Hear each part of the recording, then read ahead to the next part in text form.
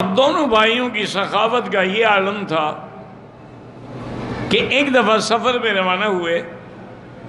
اللہ کی شان یہ ہے کہ مدینے سے کافی دور جب چلے گئے بارش شروع ہو گئی. تو انہوں نے دیکھا جیسے صحرا میں آپ دیکھتے ہیں نا بدو خیمے لگا کے بیٹھے ہوتے ہیں بیچارے, ایک خیمہ لگا ہوا ہے. تو آپ جلدی سے گئے تو بدو بھی نکلا, اس کی بیوی بھی.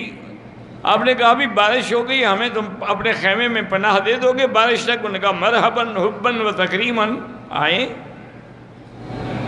ان کو پتہ نہیں ہے کہ یہ کون ہے.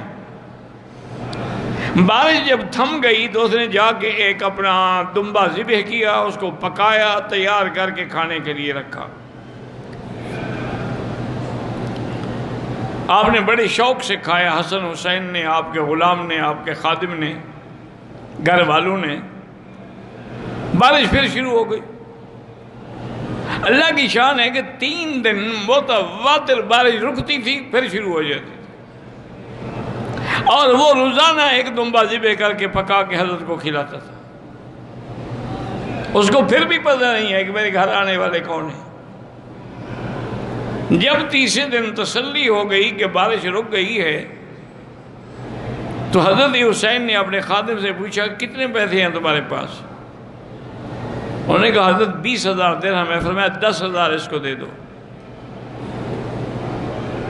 10,000 درہم اس بدو کو دیے, اور اس کے بعد فرمایا کہ دیکھو تم کبھی مدینے آؤ نا تو حسن حسین کا پوچھ لینا, ہم سفر میں ہیں تمہاری صحیح خدمت نہیں کر سکے.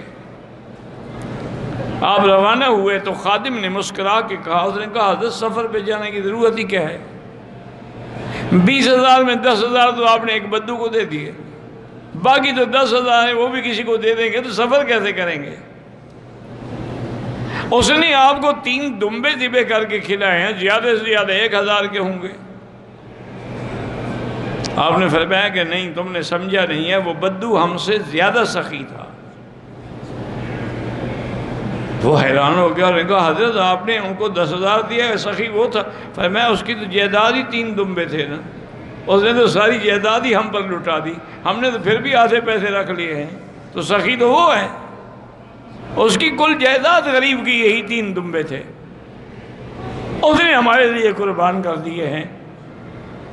رضی اللہ تعالی عنہ وارضاہ.